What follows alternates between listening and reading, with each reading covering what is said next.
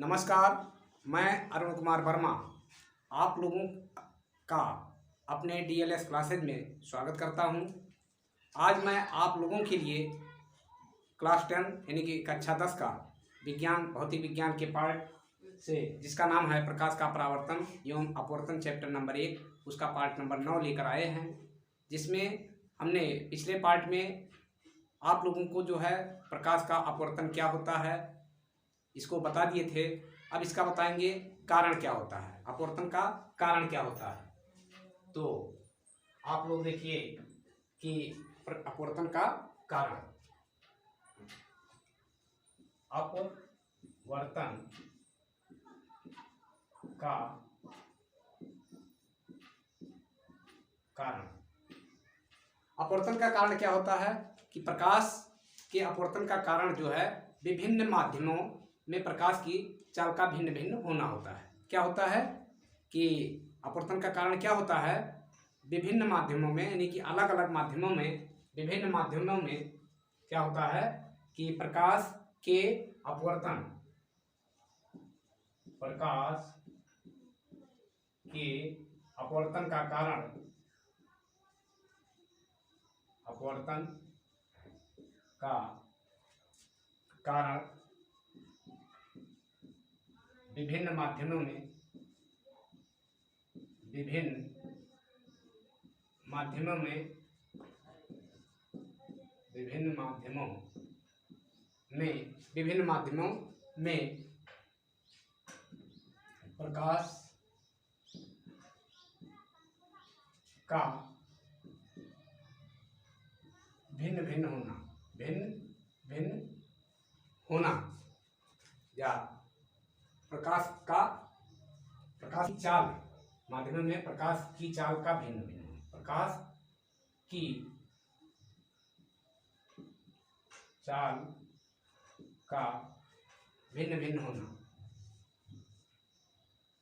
भिन्न भिन्न होना क्या कहलाता है, अपवर्तन का कारण होता है।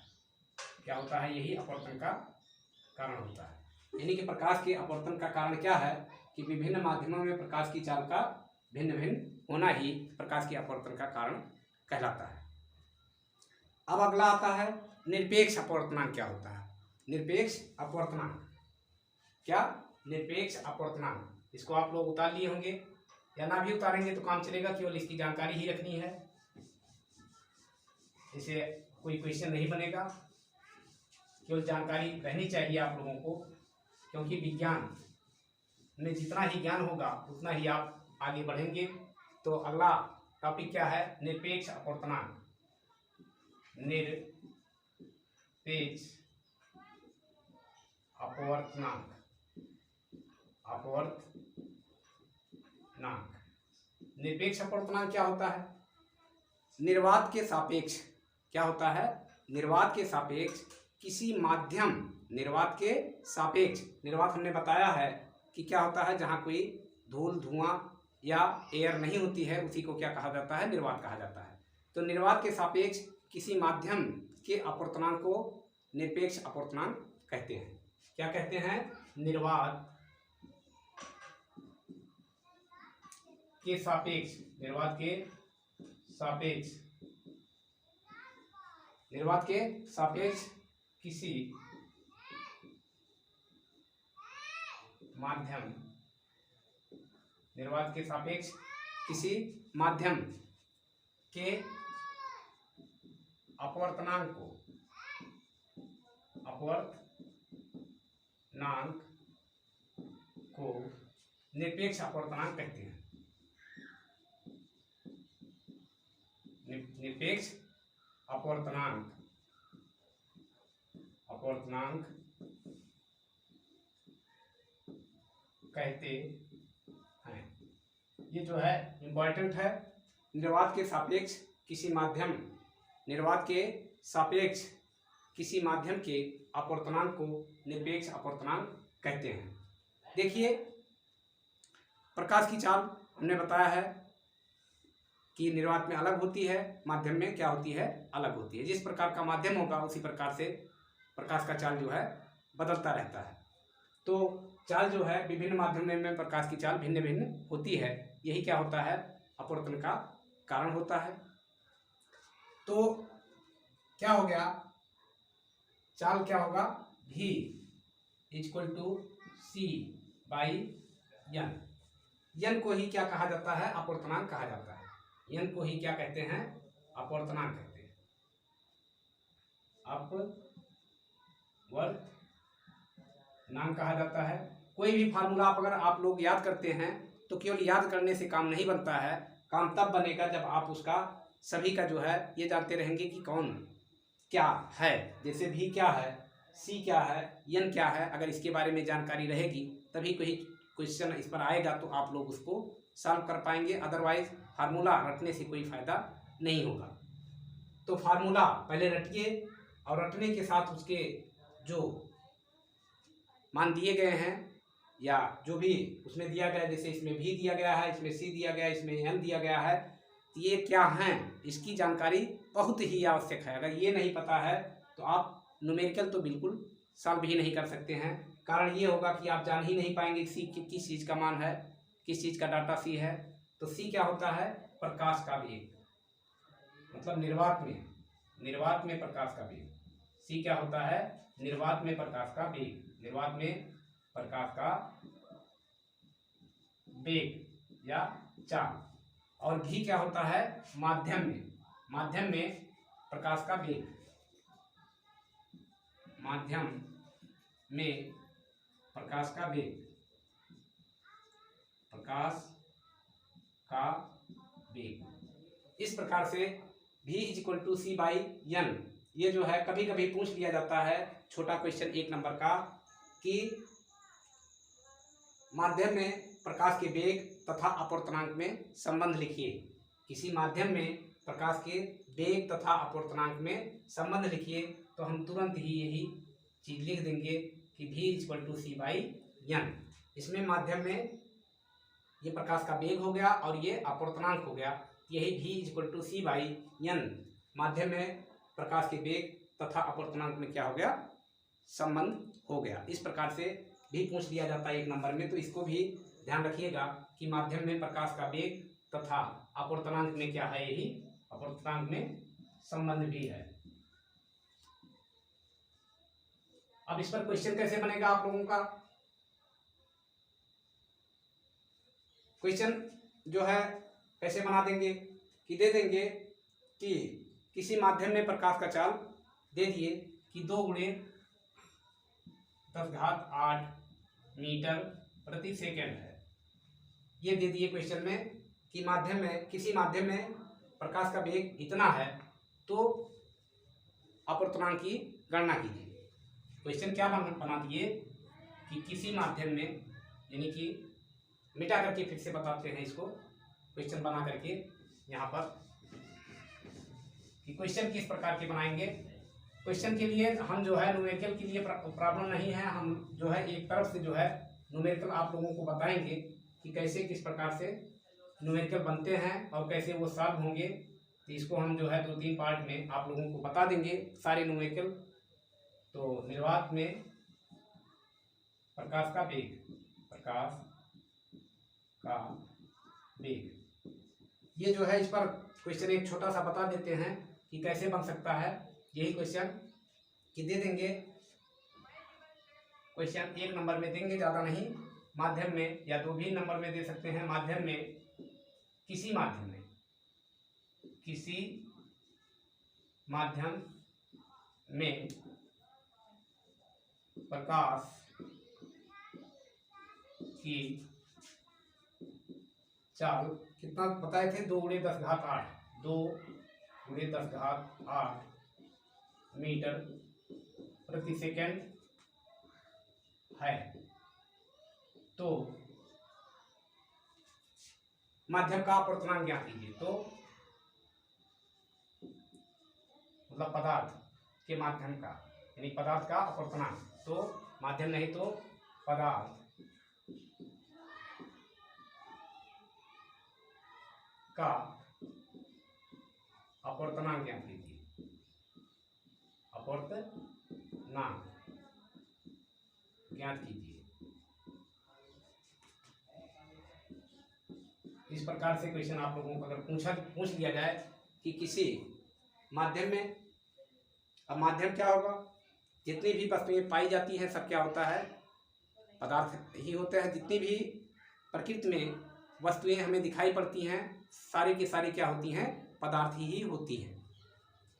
तो किसी माध्यम में प्रकाश की चाल अगर 2 × 10⁸ मीटर पर सेकंड है तो पदार्थ का अपवर्तनांक ज्ञात कीजिए, या माध्यम का अपवर्तनांक, यही माध्यम भी हो सकता है ब्रैकेट में कि माध्यम का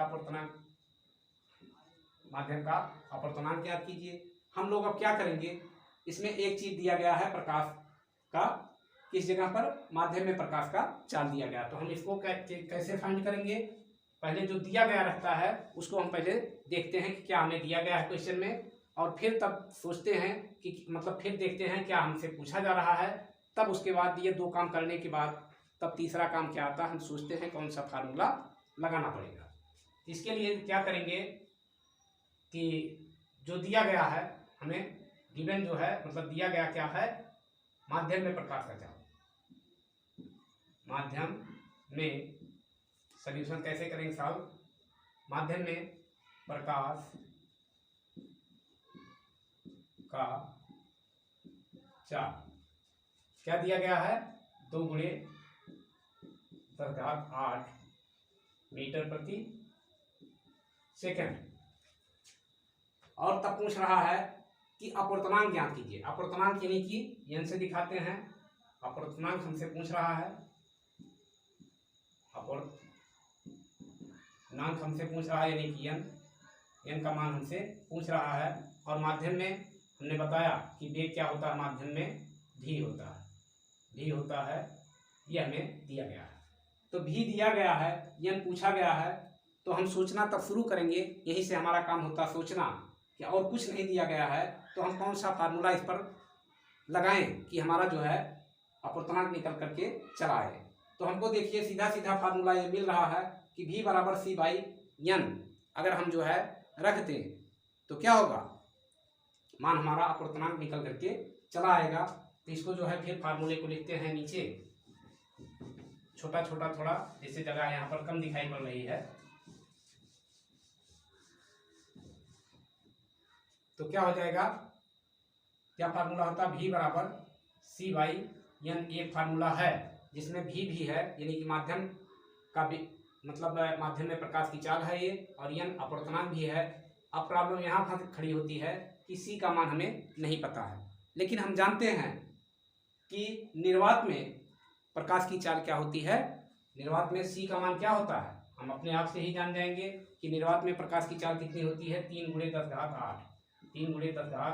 10⁸ मीटर प्रति सेकंड होती है। इसी को हम पुट करके और क्वेश्चन मतलब सॉल्व कर लेंगे। तो क्या हो गया, इसका मान हमें दिया गया है, कितना दिया गया, n का मान हमें निकालना है। तो इसको ऐसा कर लेंगे, n बराबर क्या हो जाएगा, c/v हो जाएगा। c का मान कितना दिया गया है, आगे ही दिखा देते हैं। c का मान हमें कितना, हम पता लगा लिए, दिया नहीं गया है, हम जानते हैं कि प्रकाश का वेग कितना होता है। तो कितना होता है, 3 × 10⁸ मीटर प्रति सेकंड होता है। यहाँ सवाल लगाते समय ये नहीं लिखेंगे, बाद में लिख लेंगे। 3 × 10⁸ बटे इसका मान हमें दिया गया है, क्या दिया गया है, 2 × 10⁸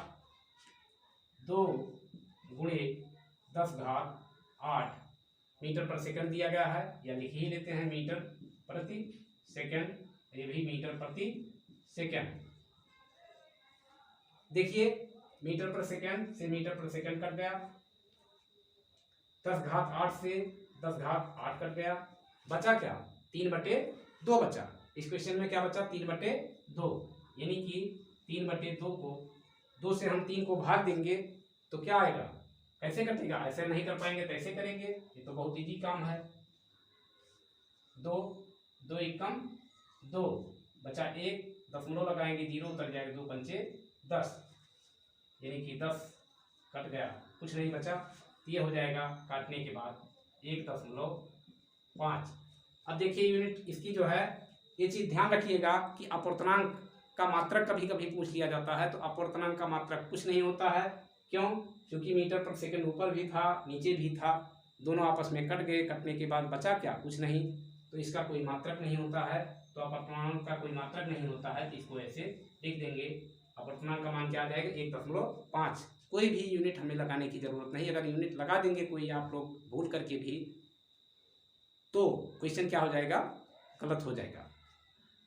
तो इस प्रकार से जो है हमने क्या बता दिया कि निरपेक्ष अपवर्तनांक क्या होता है, उस पर उसका फार्मूला क्या होगा, मतलब पदार्थ में प्रकाश की चाल और जो है यानी कि माध्यम में या पदार्थ में प्रकाश की चाल और अपवर्तनांक में संबंध बता दिया कि होता है v बराबर c/n होता है। इसी को हमने क्वेश्चन के रूप में बदल के दे दिया गया कि किस प्रकार से क्वेश्चन पूछे जा सकते हैं।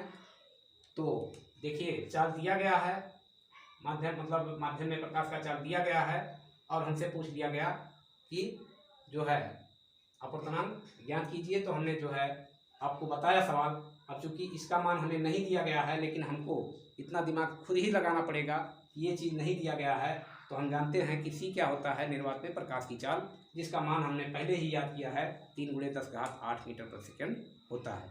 इस प्रकार से अगर इसको नहीं देंगे तो 2 नंबर का क्वेश्चन बनेगा, अगर इसको दे देंगे इसका मान तो 1 नंबर का क्वेश्चन बनेगा। तो इसको आप लोग ध्यान में रखिएगा। इसी प्रकार से क्वेश्चन बनेंगे और इसका आप लोगों को चिंता करने की बात नहीं। अगर आप लोग हमारे सभी पार्ट को नंबर से देखेंगे तो आप लोगों को विज्ञान में मैं ये गारंटी लेता हूँ कि कोई भी टॉपिक आपका छूटेगा नहीं। सारे के सारे टॉपिक आप लोगों को समझ में आएंगे। अगर कुछ नहीं भी समझ में आता है तो उसके लिए आप लोग जो है स्वतंत्र हैं, कमेंट करिए, उस पर हम सुधार करके, या नहीं समझ में आया है तब भी बताइए कि नहीं समझ में आया, तो हम दोबारा उसको जो है आप लोगों को समझाएंगे। तो अगली टॉपिक क्या आती है, प्रकाश का परावर्तन तथा अपवर्तन। अगली टॉपिक क्या आती है, प्रकाश का परावर्तन तथा अपवर्तन। प्रकाश का परावर्तन तथा अपवर्तन। प्रकाश का परावर्तन तथा अपवर्तन, ये तो टॉपिक का नाम हो गया। प्रकाश का परावर्तन तथा अपवर्तन ये टॉपिक का नाम। तो आप लोग ध्यान दीजिए कि अगली टॉपिक नहीं, थोड़ा सा इसमें छूटा है, उसको बता देते हैं पहले, तब अगली टॉपिक पर चलेंगे। तो अपवर्तन, जो अपवर्तन का कारण बताए थे उसमें एक कारण आप लोगों से बहुत ही इम्पॉर्टेंट है जो पूछा जाता है, ये दिमाग से उतर गया था और आप लोगों को पहले इसको बताएंगे, फिर अगले टॉपिक पर हम आप लोगों को ले चलेंगे। तो अपवर्तन के कारण में क्या होता है कि जब प्रकाश की चाल यानी प्रकाश जब चलती है तो उसमें जो है कुछ वेवलेंथ होता है, यानी तरंगदैर्घ्य होती है, उसकी तीव्रता होती है, कुछ चाल होती है, तभी तो चलती है। प्रकाश चलेगा कैसे जब किसी चीज़ में चाल होगा। जैसे गाड़ी क्या होती है, आप लोग गाड़ी चलाना जानते होंगे या सीख रहे होंगे, तो क्या करते हैं, एक्सीलेटर को बढ़ाते हैं तभी तो गाड़ी आगे बढ़ती है। तो उसी प्रकार जो है प्रकाश में भी कुछ चाल होता है, तभी वो सूर्य से लेकर के और चंद्रमा तक आती है, और बल्ब से निकल करके यानी कि ट्यूबलाइट या बल्ब से निकल करके हमारे पास तक आता है उसका प्रकाश। तो प्रकाश में भी चाल होता है, कितना होता है वो तो जान ही रहे हैं। तो अगर चाल होगा तो उसकी तीव्रता भी होगी। तीव्रता की अंग्रेजी होती है इंटेंसिटी।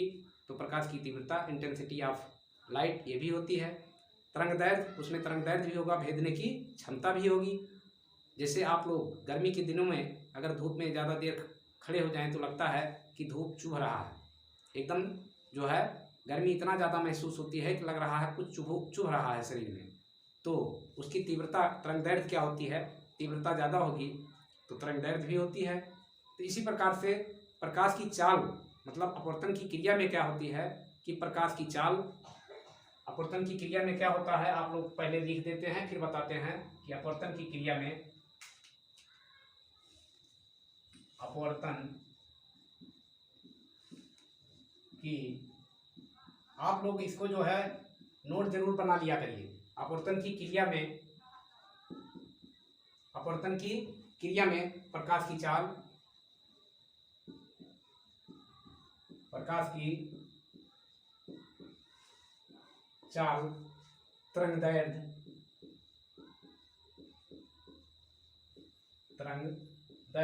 तरंगदैर्घ्य की अंग्रेजी क्या होती है, वेवलेंथ। प्रकाश की चाल लाइट, स्पीड ऑफ लाइट, और जो है वह तीव्रता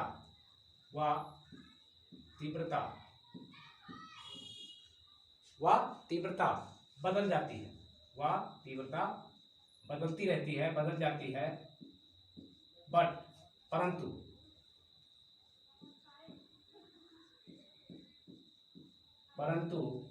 आवृत्ति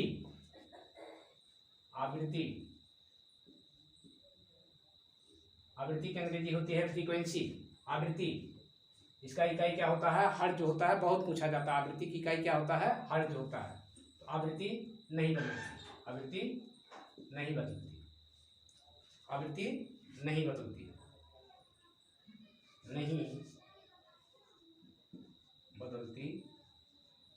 है। तो ये पूछा जाता है कि अपवर्तन की क्रिया में प्रकाश की चाल मतलब आवृत्ति क्या होती है।